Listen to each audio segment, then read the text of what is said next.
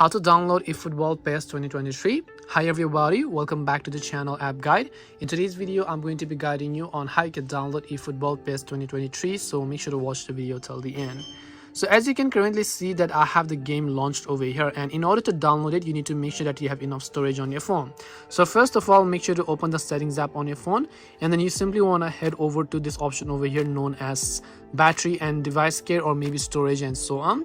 Make sure that you have at least 5 GB of free storage left, or if I recommend, then I'll just recommend you at least over 7 GB. Once you've made sure of that, you want to open up your Play Store or your App Store depending upon whether you're using iOS or Android, and in the search box you simply want to go ahead and then type in eFootball. Once you go ahead and type in eFootball over here, you'll be able to see the eFootball game, and then you'll see the download button if you have not yet downloaded this game before. You'll be able to see the size of this game over here as well, and then you should be able to see the number of downloads. If there are any updates, you can come back to this page and then just click the update button. Once you've downloaded it, click the play option, and then the game will open up, and now you can go ahead and then begin playing.